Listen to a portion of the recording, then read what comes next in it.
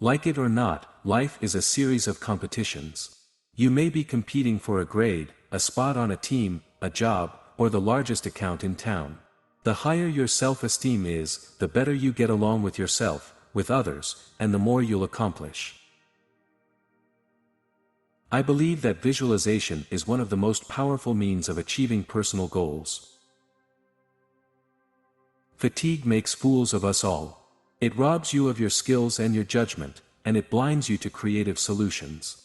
It's the best conditioned athlete, not the most talented, who generally wins when the going gets tough. The life of a startup is full of ups and downs, an emotional roller coaster ride that you can't quite imagine if you've spent your whole career in a corporation. It doesn't matter whether you are pursuing success in business, sports, the arts, or life in general, the bridge between wishing and accomplishing is discipline.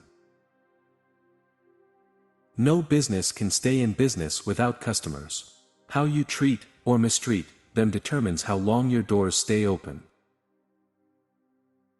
You do not get what you want. You get what you negotiate. Learn from the past, but don't live there. Build on what you know so that you don't repeat mistakes. Resolve to learn something new every day. Because every 24 hours, you have the opportunity to have the best day of your company's life. Most fears of rejection rest on the desire for approval from other people. Don't base your self-esteem on their opinions. If you find yourself plagued by a recurrent worry, train yourself to think of something else. Your conscious mind can concentrate on only one thought at a time, and driving the negativity away will free you up to move forward again. To me, job titles don't matter. Everyone is in sales. It's the only way we stay in business. None of us got to where we are alone. Whether the assistance we received was obvious or subtle, acknowledging someone's help is a big part of understanding the importance of saying thank you. Pale ink is better than the most retentive memory. In a litigation-happy society, clear agreements often prevent small disagreements from becoming big ones. Expect to make some mistakes and you try new and different approaches. Sometimes colossal failures lead to spectacular successes. To be a champion, you have to learn to handle stress and pressure. But if you've prepared mentally and physically, you don't have to worry. If you want people to know how much you care, show them how much you remember. Learn their names and use them often. It's an important skill to develop. Pessimism doesn't grow your business or even maintain the status quo. The pessimists on your staff make the job harder for everyone around them. They make difficulties out of opportunities. When advice is freely given, the receiver is free to use it as he or she sees fit. Life isn't fair. It's true, and you still have to deal with it. Whining about it rarely levels the playing field, but learning to rise above it is the ultimate reward. Deadlines aren't bad. They help you organize your time. They help you set priorities. They make you get going when you might not feel like it. Just because an employee does things differently doesn't mean he or she won't do the job right or as well.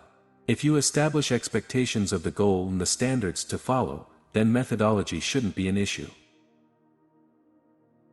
The quality of your life is determined by the quality of your relationships. The quality of your business is no different. Employee loyalty begins with employer loyalty.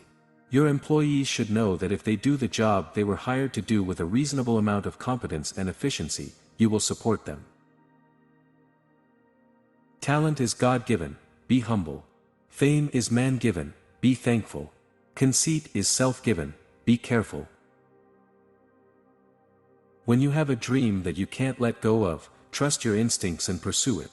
But remember, real dreams take work, they take patience, and sometimes they require you to dig down very deep. Be sure you're willing to do that. A student of life considers the world a classroom. Every morning brings new potential, but if you dwell on the misfortunes of the day before, you tend to overlook tremendous opportunities. A smart manager will establish a culture of gratitude. Expand the appreciative attitude to suppliers, vendors, delivery people, and of course, customers. Good intentions aren't enough. People have good intentions when they set a goal to do something, but then they miss a deadline or other milestone. An optimist understands that life can be a bumpy road, but at least it is leading somewhere. They learn from mistakes and failures, and are not afraid to fail again.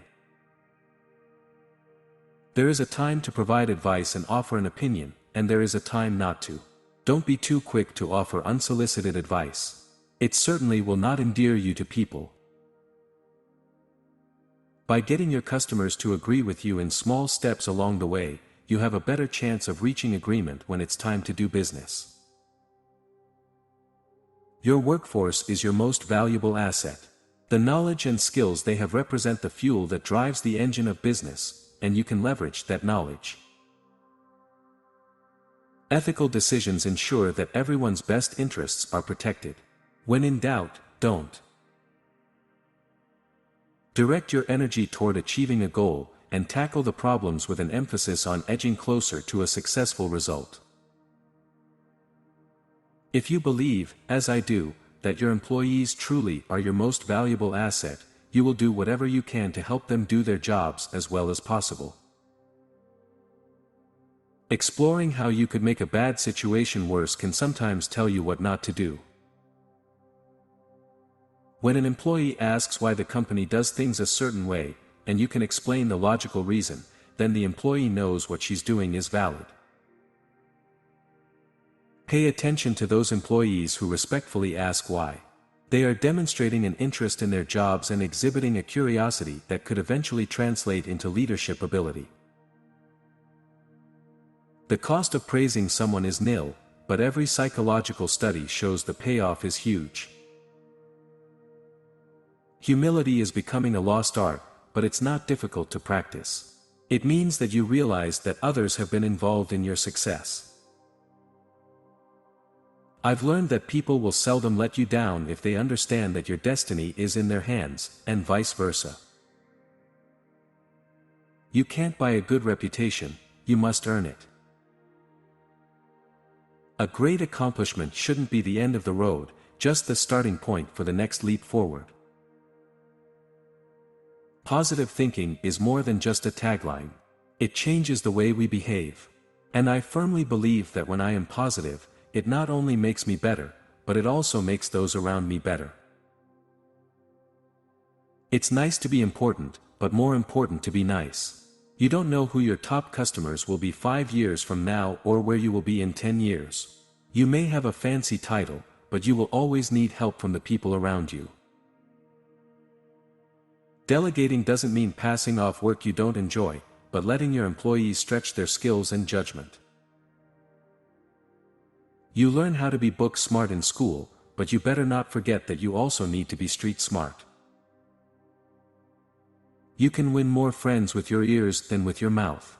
People who feel like they're being listened to feel accepted and appreciated. They feel like they're being taken seriously and what they say really matters.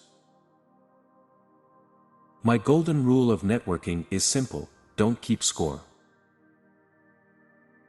I've known entrepreneurs who were not great salespeople, or didn't know how to code, or were not particularly charismatic leaders. But I don't know of any entrepreneurs who have achieved any level of success without persistence and determination. Worrying about the past or the future isn't productive. When you start chastising yourself for past mistakes, or seeing disaster around every corner, stop and take a breath and ask yourself what you can do right now to succeed. It's only lonely at the top if you forget all the people you met along the way and fail to acknowledge their contributions to your success. Give your subconscious a chance to work by turning your brain off from time to time. Don't focus on work or solving problems constantly. When you wake up every day, you have two choices. You can either be positive or negative, an optimist or a pessimist. I choose to be an optimist. It's all a matter of perspective.